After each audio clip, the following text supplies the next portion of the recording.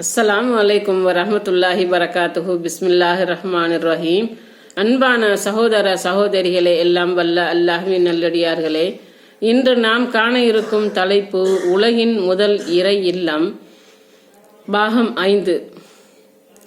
காபிர்கள் நுழைவதற்கு தடை.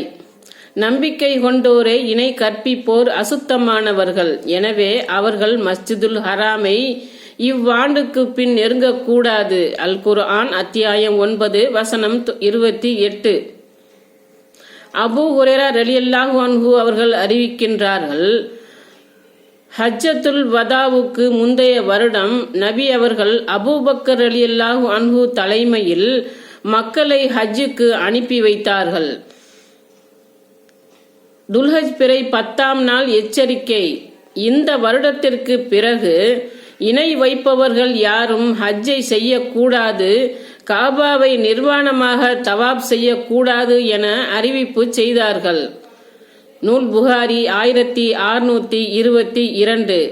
புனித பயணம் மேற்கொள்ளும் இடம். புண்ணியத்தை நாடி பயணம் செய்யும் 3 இடங்களில் முதலாவது இடமாக நபி ஸல்லல்லாஹு அலைஹி வஸல்லம் அவர்கள் காபத்துல்லாவை கூறுகிறார்கள்.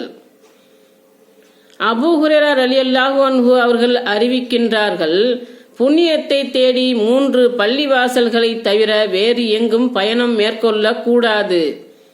அதில் 1 மஸ்ஜிதுல் ஹராம், 2 மஸ்ஜிதுல் நபவி, 3 பைத்துல் முகத்தஸ் என நபி ஸல்லல்லாஹு அலைஹி வஸல்லம் அவர்கள் கூறினார்கள். நூல் புகாரி 1189. மேலும் செல்வமும் உடல் வலிமையும் உடையவர்கள் தம்முடைய வாழ்நாளில் ஒரு தடவையாவது காபா ஆலயம் சென்று ஹஜ்ஜை செய்வது கட்டாய கடமையாகும். அல்லாஹ் கூறுகிறான், மனிதர்களில் யார் உடலாலும் செல்வத்தாலும் அங்கு செல்வதற்கு சக்தி பெற்றிருக்கின்றார்களோ அவர்கள் அல்லாஹ்வுக்காக காபா எனும் அவ்வீட்டை ஹஜ் செய்வது கடமையாகும். அல் குர்ஆன் அத்தியாயம் 3 வசனம் 97. அளவற்ற நன்மை. நபி ஸல்லல்லாஹு அலைஹி வஸல்லம் அவர்கள் கூறினார்கள், என்னுடைய பள்ளி மஸ்ஜிதுல் நபவியில் தொழுவது மற்ற பள்ளிகளில் தொழுகின்ற 1000 தொழுகைகள் விட சிறந்ததாகும். அல் மஸ்ஜிதுல் ஹராம் காபாவை தவிர. ஏனென்றால் அதற்கு அதைவிட அதிகமான நன்மைகள் உள்ளது. அறிவிப்பவர் அபூ ஹுரைரா ரலியல்லாஹு அன்ஹு. நூல் புகாரி 1190.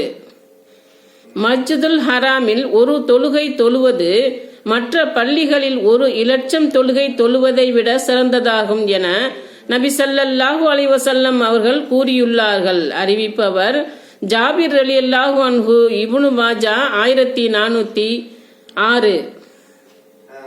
என் நேரமும் வழிபடலாம்.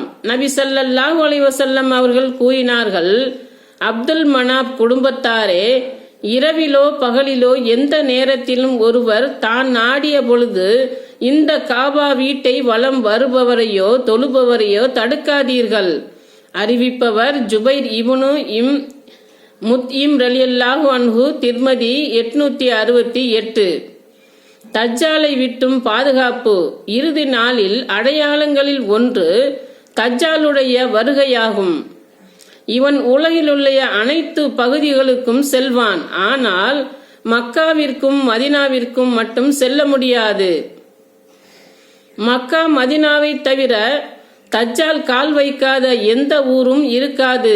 அவற்றின் மக்கா மதினா ஒவ்வொரு நுழைவாயிலும் மலக்குகள் அணிவகுத்து அவனை தடுத்தவர்களாக இருப்பார்கள் என்று நபி ஸல்லல்லாஹு அலைஹி வஸல்லம் அவர்கள் கூறினார்கள். அறிவிப்பவர் அனஸ் பின் மாலிக் ரலியல்லாஹு அன்ஹு. நூல் புகாரி 1881.